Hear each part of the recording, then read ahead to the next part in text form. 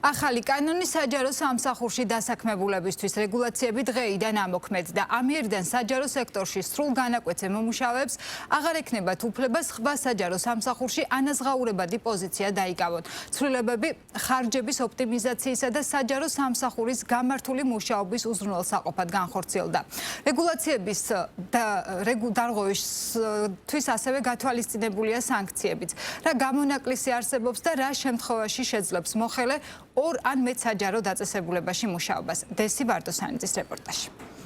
დღეიდან საჯარო სამსახურში დასაქმებულ პირებს მეორე სამსახურში დასაქმება ეზღუდებათ. ძალაში შევიდა პარლამენტის მიერ მიღებული კანონი, რომლითაც გამონაკლისების გარდა საჯარო სამსახურში ერთზე მეტ ანაზღაურებად პოზიციაზე დასაქმება იკრძალება. ცვლილების მიხედვით საჯარო სამსახურში დასაქმებულ ადამიანს აღარ ექნება უფლება სხვა საჯარო სამსახურში ანაზღაურებადი სამუშაო დაიკავოს. ცვლილების ამოქმედების შემდეგ თუ საჯარო სამსახურში დასაქმებული ადამიანი ორ პოზიციაზე იმუშავებს, მას ორივე თანამდებობიდან გაათავისუფლებენ. 2 წლის ვადით საჯარო სამსახურში დასაქმება ეკრძალება და ვალდებული იქნება მიღებული შემოსავალი ბიუჯეტის სასარგებლოდ დააბრუნოს. ადამიანი ერთ ადგილასაც კი თუ ვერ ასრულებს თავის უფლებამოსილებას სრულად, როგორ შეიძლება ის მეორე ადგილას ყოფილიყო. ეს ქმნიდა ძალიან დიდ რისკს, რომ ეგრეთ წოდებული გაფორმებული ადამიანების იმის გამო რომ მე თქვენდამი კეთილგანწყობილი ვარ, რომ დამატებითი შემოსავალი მიიღოთ და გამოდიოდა ისე რომ ვერც ადგილას ასრულებდა სრულყოფილად თავის მოვალეობას და ვერც მეორე სამსახურში სრულყოფილად თავის მოვალეობას.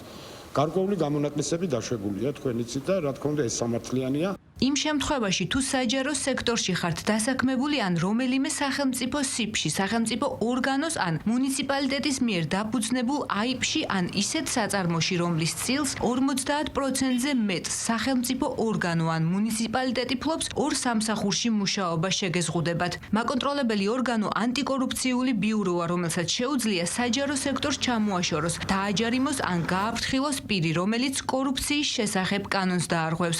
თუმცა არსებობს გარკვეული გამონაკლისებიც, რომელთა შემთხვევაში ერთწლიანი შესაბამისი დაწესებულების ხელმძღვანელის წერილობით თანხმობაა საჭირო. საჯარო მოსამსახურეს არ აქვს უფლება ასრულებდეს რაიმე ანაზღაურებად სამუშაოს გარდა სამეცნიერო, პედაგოგიური, შემოქმედებითი საქმიანობებისა ან საქართველოს თავდაცვის ძალების რეზერვში საქმიანობისა. საქართველოს თავდაცვის სამინისტროს სისტემაში დასაქმებული პირის მიერ სამედიცინო ან საინფორმაციო ტექნოლოგიების სფეროში ან საავიაციო სფეროს სახელმწიფო ან სახელმწიფოს წილობრივი მონაწილეობით შექმნილ საწარმოში განხორციელებული საქმიანობისა. აგრეთვე საზღვარგარეთ საერთაშორისო ორგანიზაციაში არსებულ თანამდებობაზე საქმიანობისა, რომელიც ხორციელდება საერთაშორისო პარტნიორობის ან სამშვიდობო ოპერაციის მიზნების შესასრულებლად. ხოლო საჯარო სამართლის იურიდიული პირის, საქართველოს საპენსიო ფონდის აღმასრულებელი დირექტორის შემთხვევაში, საჯარო სამართლის იურიდიული პირის, საქართველოს საპენსიო ფონდის მმართველობითი საბჭოს წევრის საქმიანობისა. ამასთანავე საჯარო მოსამსახურეს უფლება აქვს ახორციელებდეს ანაზღაურებად სამეცნიერო, პედაგოგიურ, შემოქმედებით საქმიანობას, მხოლოდ შესაბამისი დაწესებულების ხელმძღვანელის ან საქართველოს კანონმდებლობით განსაზღვრული უფლებამოსილი პირის ორგანოს მიერ კონკრეტული საქმიანობის შესაბამისი ვადით, მაგრამ ერთჯერადად არა უმეტეს 1 წლით გაცემული წერილობითი თანხმობის საფუძველზე. ხოლო უმაღლესი განათლების შესახებ საქართველოს კანონით გათვალისწინებული აკადემიური თანამდებობის დაკავება მას შეუძლია მხოლოდ შესაბამისი დაწესებულების ხელმძღვანელის ან საქართველოს კანონმდებლობით განსაზღვრული უფლებამოსილი პირის ორგანოს მიერ კონკრეტული საქმიანობით შესაბამისი ვადით გაცემული წერილობითი თანხმობის საფუძველზე.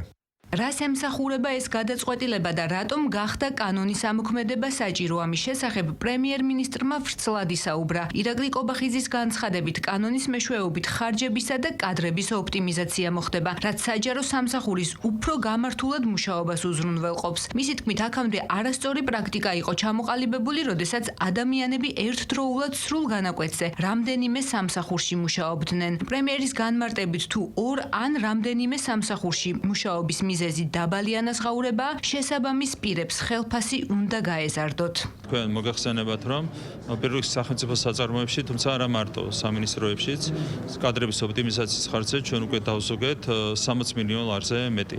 და რა თქმა უნდა, აქაც არასწორი პრაქტიკა იყო ჩამოყალიბებული, როდესაც ადამიანები ერთდროულად სრულ განაკვეთზე მუშაობდნენ ორგან და ზოგჯერ სამგანაც, თეორიულად შეუძლებელია, ხო, 8 საათი იმუშაო. თუ ორგან მუშაობის მიზეზი არის ის, რომ საკმარისი არ არის ადამიანის ანაზღაურება და შემოსავალი, ამ შემთხვევაში უნდა გაუზარდოთ შესაბამის პირს ანაზღაურება.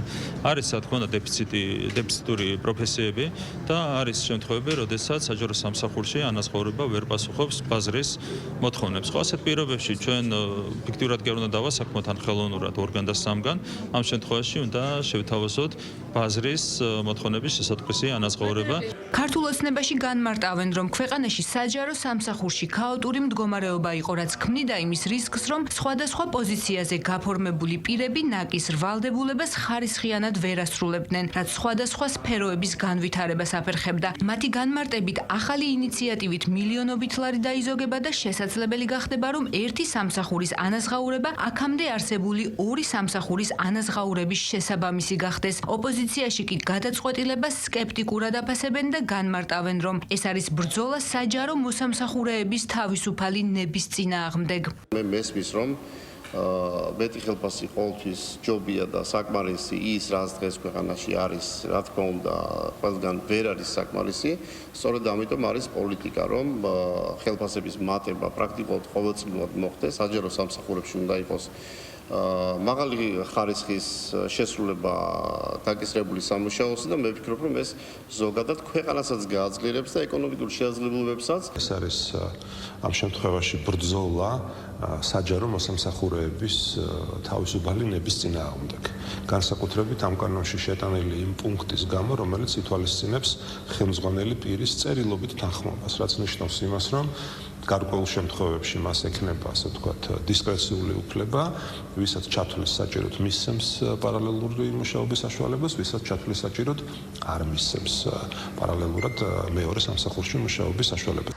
საქართველოს კორუფციის წინააღმდეგ კანონში ცვლილება 27 ოქტომბერს შევიდა და დღეს 1 ნოემბერს ამოქმედდა. პირებს, რომლებსაც ექნებათ ამგვარი შეუთავსებლობა, უფლება აქვთ კანონის ამოქმედების შემდეგ გააგრძელონ საქმიანობა მხოლოდ ერთ თანამდებობაზე და ვალდებულნი არიან პირადი განცხადების საფუძველზე შეწყვიტონ ყველა სხვა ანაზღაურებადი საქმიანობა.